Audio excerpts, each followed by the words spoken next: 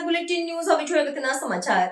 જસદણ તાલુકાના આટકોટ સ્વામિનારાયણ મંદિર ખાતે ભવ્ય શાકોત્સવનું આયોજન। જસદણ તાલુકાના આટકોટ સ્વામિનારાયણ મંદિર ખાતે ભવ્ય શાકોત્સવનું આયોજન કરવામાં આવ્યું હતું, જેમાં જસદણ, સુરત, અમદાવાદ, આટકોટ, વિરનગર, પાંચવડા, જંગવડ, જીવાપર સહિતના ભક્તજનો ઉપસ્થિત રહ્યા હતા।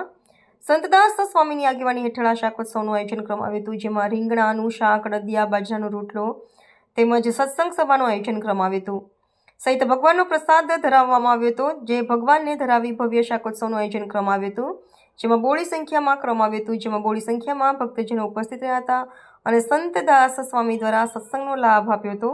આજુબાજુના વિસ્તારના ભક્તજનો પણ આ શાકોત્સવનો લાભ લીધો હતો। ઈષ્ટદેવ ભગવાન સ્વામિનારાયણની અસીમ કૃપાથી આટકોટ ગામને આંગણે આજે 5/12/2025ના રોજ નવ્ય ભવ્ય શાકોત્સવ ભગવાન શ્રીને રાજી કરવા માટે મંદિરના આંગણમાં ઉજવવામાં આવ્યો છે।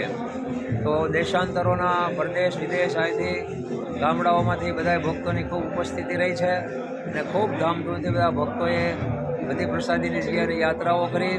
ખૂબ અમારા ઝૂમના શ્રોતાઓએ પણ બધા ભક્તોએ હાજર છે, લાભ લીધો છે, દેશ પ્રદેશના બધા ભક્તોએ તેમજ ગામમાંથી સુરત, અમદાવાદ, વડોદરા, ભાવનગર, રાજકોટ બધાએ ભક્તોએ ખૂબ હાજરી આપી છે અને બધાએ ઉત્સવનો લાભ લઈને ભગવાનની સ્મૃતિ સાથે ભગવાનનું શાક જમાડ્યું છે અને સંતો ભક્તોએ બધાએ પીરસીને સર્વને રાજી કર્યા છે।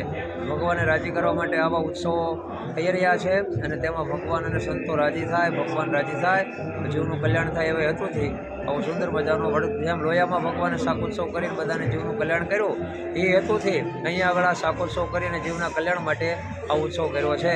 સહજાન સ્વામી મહારાજની જય।